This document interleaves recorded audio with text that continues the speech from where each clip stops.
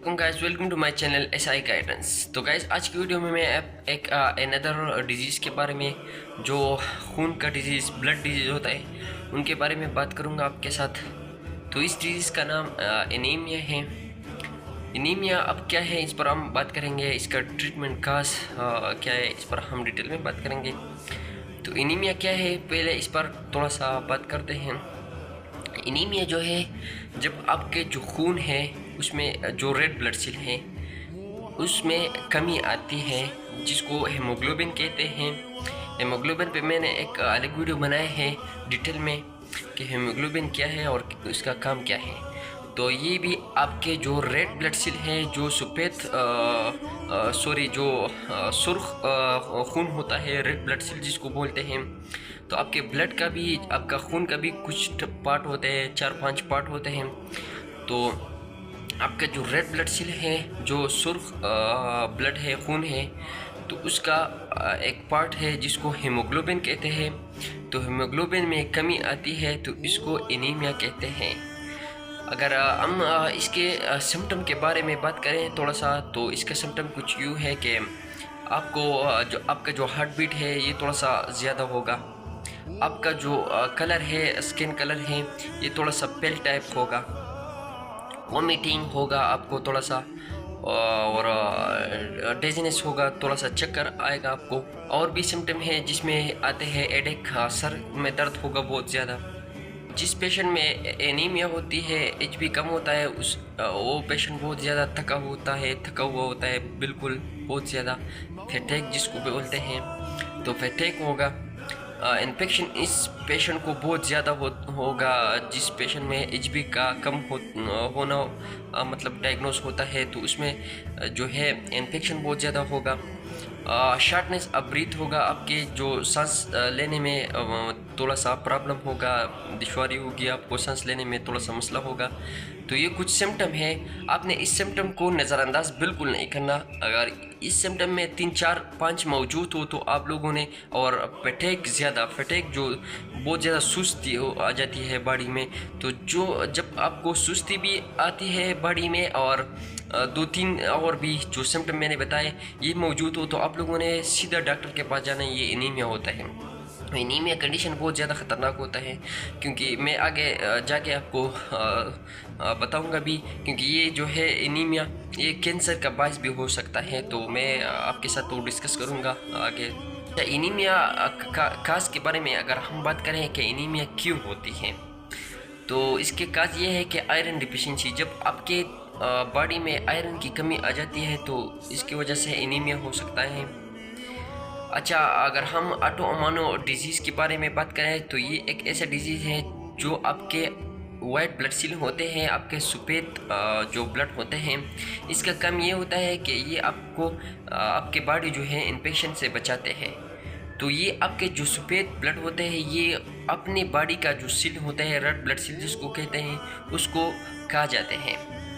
तो जब इसको ईट अप करते हैं तो इस वजह से भी एनीमिया आ जाती है, क्योंकि रेड ब्लड सेल कम हो जाता है। जैसे मैंने पहले बताया कि जो एनीमिया है ये बहुत ज़्यादा डेंजर होता है अगर इसका टाइम पे डायग्नोस नहीं हुआ, क्योंकि ये जो है, ये एनीमिया जो है कैंसर की वजह से भी हो सकता है। ये भी एक काज है। इन्फ्लेमेटरी बाउल डिजीज़ जिसको बोलते हैं, इसकी वजह से भी होता है, ये भी ख़तरनाक डिजीज़ है। किडनी, जो आपके गुर्दे हैं, इनमें अगर ख़राबी आ जाए तो इस वजह से भी एनीमिया हो सकता है। थायराइड, अगर आपके थायराइड में मसला है तो उन वजह से भी मतलब जो एनीमिया है वो हो सकता है। लिवर डिजीज़, आपका जो जिगर है अगर उसमें मसला है तो उस वजह से भी एनीमिया हो सकता है। तो ये 3-4 जो ख़तरनाक काज है, इस वजह से एनीमिया हो सकता है। तो आप लोगों ने इनको बर वक्त डायग्नोस करना है। अगर हो गया एनीमिया किसी और काज की वजह से हुआ हो, आपको इन्फेक्शन हुआ हो, तो इट्स ओके। लेकिन अगर ये cancer, kidney disease, liver disease, inflammatory bowel disease हो, तो ये बहुत ख़तरनाक होता है। तो इसको बर वक्त इलाज भी इसका हो सकता है। कैंसर का भी इलाज फर्स्ट स्टेज में हो सकता है, लेकिन अगर ये स्टेज सेकंड थर्ड हो तो फिर, या किडनी फेलियर हो, तो ये तो फिर बहुत डेंजर होता है। तो आप लोगों ने अपनी बॉडी में देखना है, सिम्टम देखना है, जो अलामात मैंने बताए वो देखने हैं और फिर आप लोगों ने जो है एक्शन लेने हैं। हम एनीमिया के डायग्नोसिस की तरफ आ जाए कि एनीमिया हम कैसे डायग्नोस करें, इसका पता हमें कैसे चले या डॉक्टर को कैसे पता चले कि एनीमिया जो है वो मौजूद है बॉडी में। तो जैसे मैंने पहले सिम्टम बताए, अलामात बताए, उसको भी आप लोगों ने नज़रअंदाज नहीं करना। और इसका कुछ टेस्ट भी होता है, लेबोरेटरी टेस्ट जिसको बोलते हैं। तो इसमें हेमोग्लोबिन टेस्ट आता है, आप लोगों ने बहुत सुना होगा। हेमोग्लोबिन टेस्ट होता है, हेमोग्लोबिन आपका टेस्ट कर देते हैं कि हेमोग्लोबिन कितना है।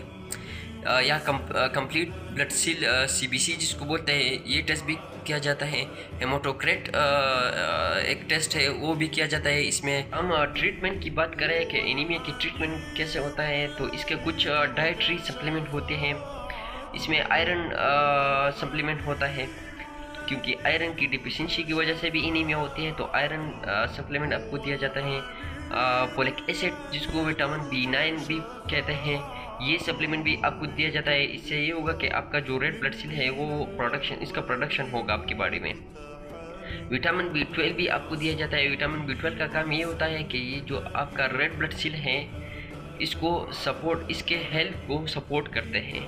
तो ये कुछ डाइटरी सप्लीमेंट है, ये आपको दिया जाता है एनीमिया कंडीशन। लास्ट में हम मेडिसिन ट्रीटमेंट की बात करें तो मेडिसिन ट्रीटमेंट ये होता है, क्योंकि पहले मैंने जो है डाइटरी सप्लीमेंट के बारे में बात किया। अभी एक मेडिसिन दो मेडिसिन 3 मेडिसिन देते हैं, लेकिन मैं ज़्यादा तो डिस्कस नहीं कर सकता। आपको जो इसमें बहुत ज़्यादा काम आता है तो 2 मेडिसिन होता है। इसको इम्यूनोसप्रेशन कहते हैं। इम्यूनोसप्रेशन ऐसे मेडिसिन है जो आपके इम्यून सिस्टम है, वाइट ब्लड सेल है आपके रेड ब्लड सेल के अगेंस्ट एक्टिवेट हुआ है, तो उसको सप्रेस किया जाता है इस मेडिसिन से। तो ये भी एक मेडिसिन है। और लास्ट जो मेडिसिन है एरिथ्रोपोएटिन मेडिसिन। एरिथ्रोपोएटिन मेडिसिन ये होता है कि जो आपका बोन मेरो होता है तो उससे प्रोडक्शन होता है, जो ब्लड है ब्लड प्रोडक्शन होता है। तो ये जो मेडिसिन है इनसे ये होगा कि जो आपके रेड ब्लड सेल है वो बहुत ज़्यादा जो है प्रोडक्शन उसका होगा। तो ये 2 मेडिसिन भी आपको दिया जाता है एनीमिया कंडीशन में। तो आप लोगों ने सिम्टम को नज़रअंदाज नहीं करना। अगर सिम्टम मौजूद हो तो आप लोगों ने बरवक्त डॉक्टर से रजू करना है। बाकी मेरा काम सिर्फ गाइड करना था guys. Thank you for watching this video.